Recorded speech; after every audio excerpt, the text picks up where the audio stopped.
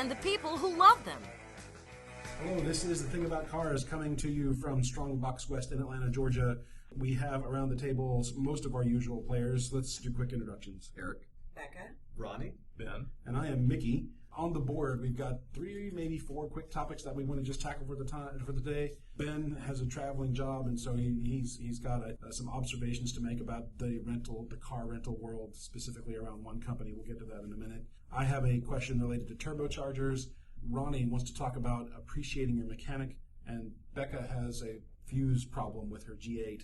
And if we can get that far, let's just go with that. But Ben, you travel a lot, so you drive a lot of different cars, and... Yeah, well, let's see. I spend a lot of time in rental cars, 1 or 2 of them per week, depending on what I'm doing. And my employer has a contract with the National Alamo Enterprise Group. So I get a contract number that I put in when I rent one, and so it includes insurance and it gets us a discount and things like that. So, well, we've got several locations around town if I'm not picking one up at an airport. My wife doesn't like driving down to the Alamo location about 20 miles from us. She doesn't like the traffic down that part of town. We have found there are 2 enterprises up near us, easier and quicker to get to, but my God, they're craptastic. I don't mean to, badmouth companies outright, but their cars always smell dirty.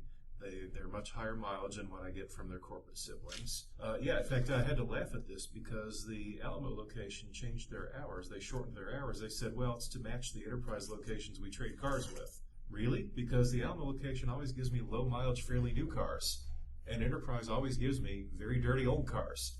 In fact, the one I had this last week was a Hyundai with 36,000 miles on it, smelled filthy, and they knew I was driving all over a couple states, and yet they gave me a car with no cruise control. My first thought is that Enterprise does something that other companies don't do. What's that?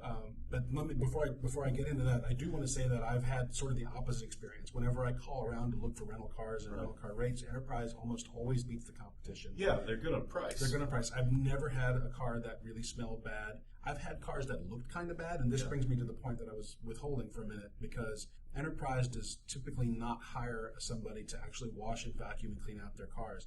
I've been to an Enterprise where they flat out told me that they would reimburse me for any monies that I spent on doing that to the car. So they're basically passing off that expense to the driver if the driver cares. The Alamo location is the opposite. They've actually told me, well, can you wait a few minutes? We're cleaning the car. Right.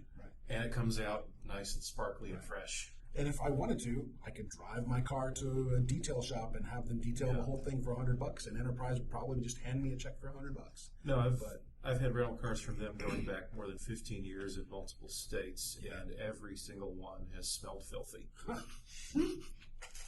So you don't have very strong feelings about this, I guess. Yeah, but because they're so close and convenient, I think that's one I'm going to lose. Yeah, I haven't had a rental car in 15 years. Or whatever. I'm making up for you then. Yeah. We rented one when my parents, or I and my parents, whatever, kids, everybody drove up to Michigan. I don't even know where my mom picked up the rental car from, though. Other than that, having multiple cars means you rarely have to rent a car. Well, we used to rent cars when we were younger just to go on vacations and stuff. I think it was my dad who said, let's just put the mileage on someone else's car. Yeah, Right. that's smart. So, And if it does have any mechanical issue, they bring you another one. Exactly. So it is cheap insurance, basically. So you're not a fan of Enterprise? No, not really. Plus, and I don't mean to cast too strong aspersion, but a lot of the times their staff don't impress me that much either. I actually interviewed with them many, many years ago, and I got the impression that it was kind of that everybody who works for them is in some kind of twisted manager trainee program, and they're all kind of bucking for salesperson of the year. Well, that's the other. I mean, we're coming at this from opposite angles here, because I've been impressed with some of the people that I've met, and I recognize that they do this management trainee thing, and some of those kids, I'm going to call them kids, and I know that's insulting, but some of those kids work really hard to get that. Sure. So, as I said, I shouldn't say that as a blanket thing, but it's just been my impression. Right. Yeah, my challenge to Enterprise, clean your cars. That will, if you do that alone, that will just improve your business so much. All right. And don't use weird deodorizers or what have you. I know a lot of places attempt to make their cars smell better and only make it smell horrific. My kid was pointing that out. I went out car looking with one of my kids, and every car he got into, because it was overwhelming, the fragrance they put in these cars, and it's just, It's the automotive equivalent of a GI shower.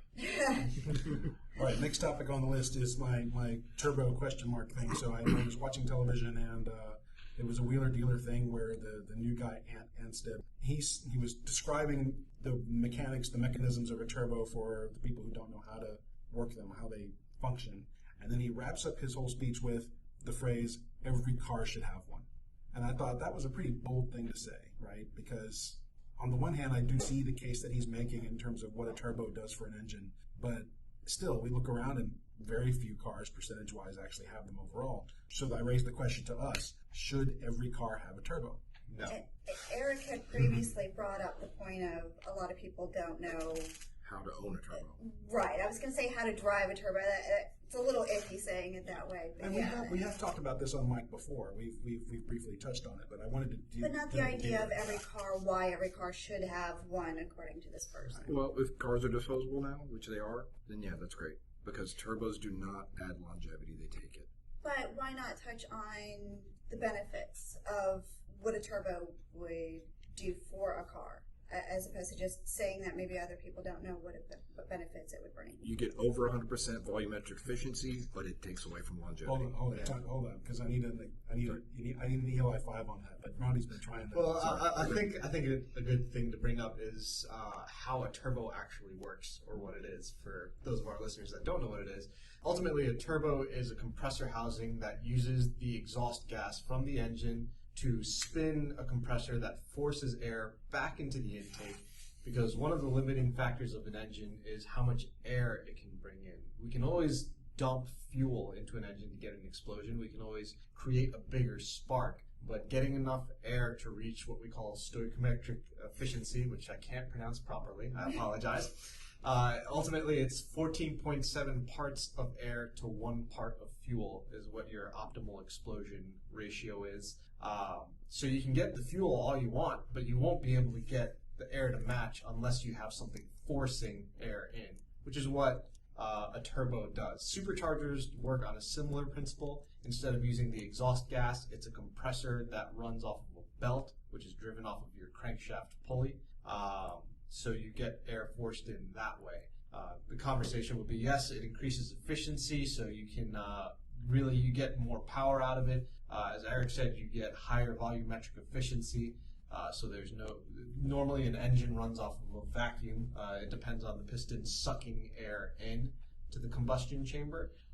With a turbocharger, the turbo forces the air in. So vacuums pull in a good amount of air. Turbos make sure you have all the air in the cylinder. So now that you know what a turbo is, we can continue that conversation. Yeah. And I'm thinking of even making it even more basic, just in case some listener doesn't really get it, because it's not the gas itself that explodes. I guess it's the vapor. So that's really why the air is so important. It's not the liquid; it's when it's vaporizing, and that's why the air is so very important to that mixture. Well, you need the oxygen, right? Yes. Right. Yeah, but a lot of people really think it's the liquid portion of it, but it's like not smoking at the gas station. They don't realize it's the vapor. Right. Cigarettes go out in gasoline. The vapors burn. Right. So does that explain what the benefit of a turbo is? Yeah, you can increase the efficiency of an engine over what it naturally can do by forcing more air. Therefore, you can add more fuel and make more power. But And the downside is? you're taking the life of that engine and shortening it. As a buddy of mine used to say, your engine's going to make this much horsepower in its lifetime. How you make it and to what extent determines the life of that engine. Well, what if they're not looking at it from a power perspective, but just an efficiency perspective? Yeah. They're not looking to push The most car. efficient my turbo car ever was, I drove from the BP in Buckhead to the Florida state line on 5 gallons of gas by watching the boost gauge never go over 0. See, I would think a supercharger would be more efficient over a turbocharger. Not talking about power, just talking about efficiency, because wouldn't a supercharger deliver cooler air? Depending on how it's set up, maybe? No, it's still compressing, takes X amount of heat and puts it in a smaller space. Yeah. Yeah, compression always makes heat because your molecules are bouncing harder against each other. Hard bounces. Oh, yeah. And to give a little historical perspective here, where their efficiency really works is at high altitude. I mean, these devices were originally developed for aircraft, Right. which, operate way high where the air is very thin. So, I need more air. Right. I used to have a VW GTI with a turbo, and I lived in Texas at the time, 600 feet above sea level, 300 feet above sea level. Okay, yeah, it made some nice punch when I hit it, but then I took it on a trip up to Colorado one time, and it really shone up there. I could drive around like James Bond, and I was getting, mileage like a Corolla because it was improving that efficiency in the thin air up in the mountains. James Bond in a Corolla. Quite a picture when you think about it. I don't think Bond ever had a Corolla. But so, Eric, you're saying something like it reduces the life expectancy of the engine overall, but is that simply because of heat issues, or people just don't know how to maintain a turbo? Well, that also, the big issue, so many of them now you see, they all smoke because people don't know how to own a turbo. When you come off full throttle, your turbo's spinning 150, 200,000 RPM, and as soon as you shut the engine off in your driveway, it's still spinning. And yeah, you just killed the oil supply and the coolant supply.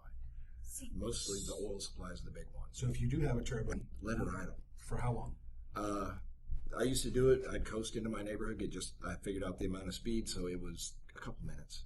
30 seconds even helps. So sit in your driveway or garage, give it a minute at idle. And just don't, be easy on it when you're coming into. If you know you're going to park it in a minute, don't romp on it. Don't go wide open. Try to, just easy on the throttle as you can. Don't screech into the parking space. Yeah, it's like I said, that's a lot of spinning for no oil. Sorry. Yeah. From the tuner scene, we had these things called turbo timers, which were inline modules where you would turn the car off, take the key out, and the turbo timer would leave the car idling for whatever amount of time that you set it to. Oh. Typically, we set it for 1 to 3 minutes, and I saw recently on new BMWs, the new M240, not new, it was a 2017 model, there's a button that says automatic off. It's a little A with a circle around it. You press that button when you leave the car. You take the key with you, you lock the doors, and the car will stay running for about 1 minute to 1 minute 30 seconds. I believe the engine computer will monitor oil temps and coolant temps to make sure that everything reduces to a satisfying level. The car will eventually turn off on its own after it feels all the engine components have cooled down enough. Okay, now, just because I don't know, the round start-stop button, directly below it, a squarish button that says A off. Mm-hmm. What I've come across on that is the start-stop override, where you come to a stop and your engine shuts off, which is just the best idea in the world for killing starters. Because BMW starters never do it. But yeah, the start-stop button, that is the override underneath it. So I don't know if on the turbo models, does that work as a turbo timer? Is beautiful. If they did that, that's phenomenal. Because BMW, the people that don't, when your electric water pump goes bad, they don't tell you, because it did set a code, but they don't tell you until it overheats. Right. They could have told you it just failed, let's get out of the way. But so the fact that they did a turbo timer on their turbo, I did not know that. That's wonderful. That's the impression I got. I haven't gotten feedback or anything from engineering, but I did know that when I was working with BMW back in 2010, we did have tremendous turbo problems because people didn't know how to handle a turbo. Yes.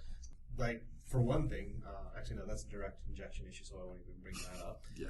Turbos would fail because they wouldn't change their oil on time. BMW engineers were convinced that you can have oil changes every 15 to 20,000 miles on a turbo vehicle. Yeah. You may be able to pull that off on an NA car. Oil technology has evolved greatly. However, the problem is our fuel quality is extraordinarily low. So when you have, a $70,000 turbo car and you're getting $2 gas from Kroger, there's contaminants in there that will actually affect the longevity of your oil. Also, it should be known that any chemical or any fluid in your vehicle breaks down exponentially faster with increased heat. So if you have oil flowing through this 1,000-degree turbocharger, Yes. the oil breaks down faster. You have contaminants from your fuel that make it even dirtier, and you're lucky to make it last 10,000 miles, if that. Typically what I would recommend, and I would recommend this to customers that ask me about it, I would say change your oil every 7,500 miles. With synthetic, depending on your driving conditions, if you romp on your car, if you're really hard on it, change it every 5,000 miles. But if you're just cruising on the highway, 7,500 should be fine. So, quick poll and we'll wrap up this topic. Just real quick around the table, one at a time. Should every engine have a turbo? Why or why not? 30 seconds, Ben. I would say no, because, well, they're great for a lot of things. They really aren't necessary for everything. Ronny. No, because one, they cost too much. Two, they're too hard to maintain. So without a proper educational course for everyone that decides to own a turbo, it's not worthwhile. And three, all you're really doing is making more power, which most people don't need. You don't get increased fuel efficiency. Yeah, a lot of people don't need Beka. extra power. I would say no. The advantages of it just doesn't outweigh the issues. Yes, I'm right there with everybody. Turbos have a place, usually on a diesel. And I don't have a firm opinion on this matter, but, four of you guys disagreeing with Ant Anstead of Wheeler Dealers, so Ant, give us a call. We'd love to talk further about this with you on the show. Let's do Ronny. Ronny wrote up how to appreciate your mechanic or appreciating your mechanic. Ronny. Yeah, so this is for all you customers that keep saying the customer is always right. Yes, we love you customers. You are very valuable to us. You keep our business afloat, and we thank you for that. However, there is something that you need to realize, that there are those of us that are trying to be good people, that are trying to save you money, and that are trying to give you every scenario that we can. When you try to turn on us in such a way that we get stuck between a rock and a hard place, it's tough to make the customer right when we're dealing with things that you don't see. So give us an example when the customer puts you between a rock and a hard place. What's that mean? So the current situation that I'm working on a customer's transmission, a manual transmission on a Scion XB. Great customer, but she ran into an issue with a previous shop that didn't do a good job. They replaced the transmission, didn't make sure it was right, and they sent her along her way. The manual transmission that they put in was just as bad as the first one they took out. And it's just a known problem for those vehicles. So what I recommended is that we send the transmission out to get rebuilt, because you know what you're working with at that point. If you replace the internals with new components, then you have a solid transmission. So we did that. However, once I take it out and send it off to a vendor, the car is out of my hands. There's very little that I can do in terms of costs and all that kind of stuff. The vendor has put me off for 2 weeks now, and the transmission is out of my hands, and there's very little I can do, and the customer has been contacting me about discounts and pushing and so on and so forth. And the thing with mechanics, we're not typically the most sociable of people. There's a very specific way to talk to mechanics, and there's a very limited range in which mechanics can communicate. And the rest of us around the table are kind of laughing at this. We're really good at talking with our hands, and there's a small handful of us that really know how to use our words. It's Learning not how like to a inflect their savant grunts thing. and snorts. Say again, Becca? It's kind of like a savant thing. It's, Yeah.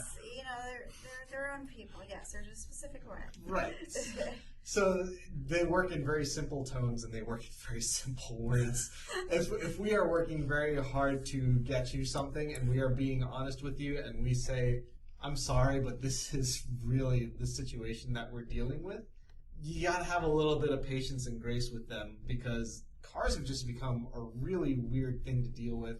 And it's not like it was back in the 70s, 80s, or 90s, where literally everything was replaceable and parts were everywhere. We're working with computer systems and vendors that say they specialize in something, but parts aren't available because the profit margins aren't there. So it sounds like that you, even as a mechanic, are getting impatient with the way the world has changed fixing cars.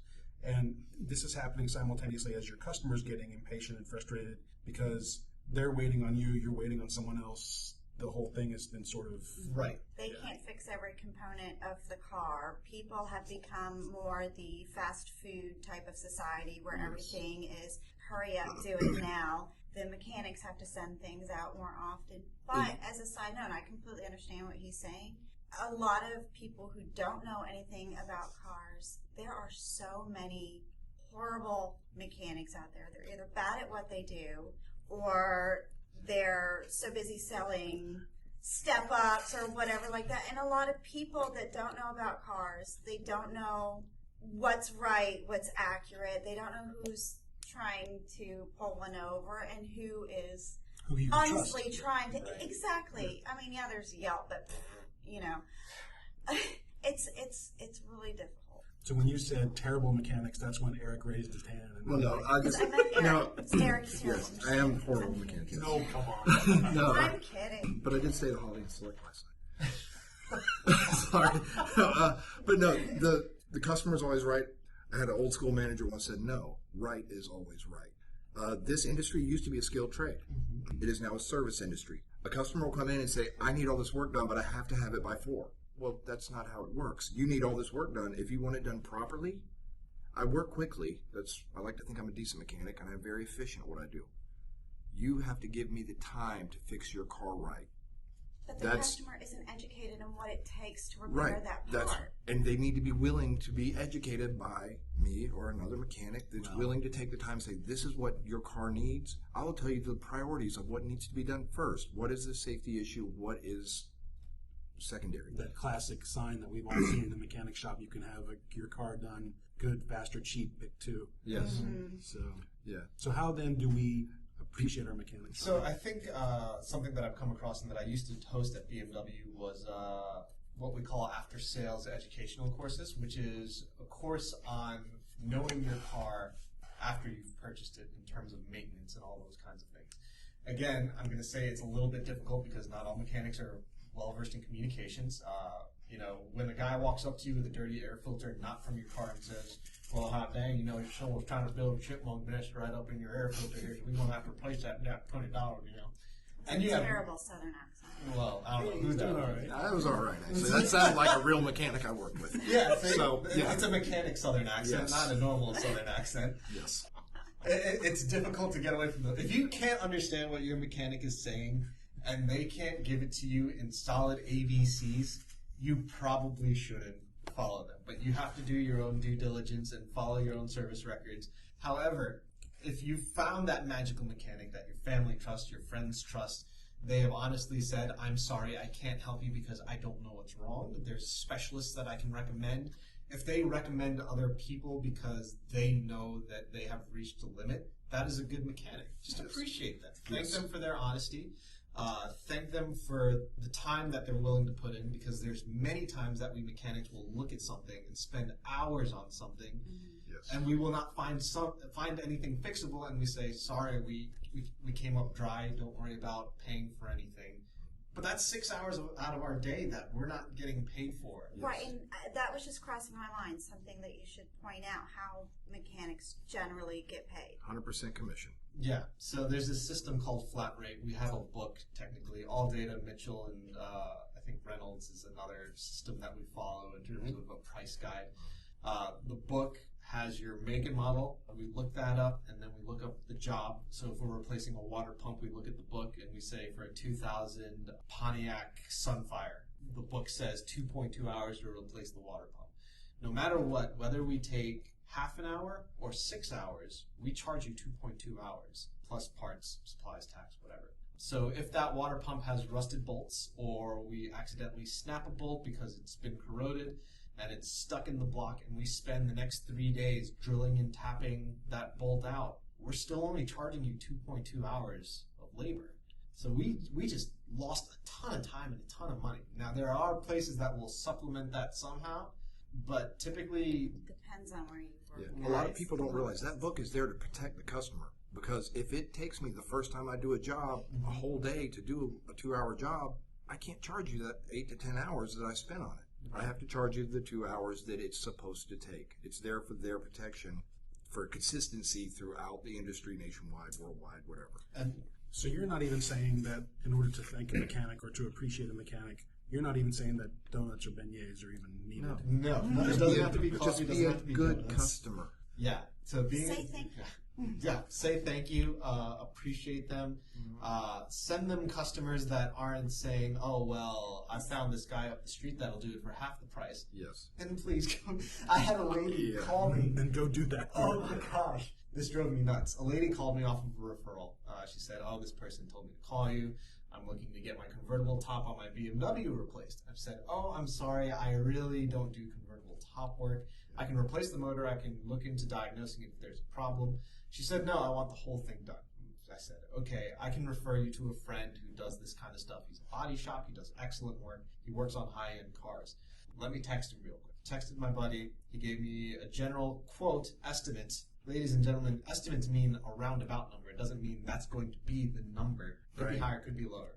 He said estimate of $1,500. I forward the information to the lady.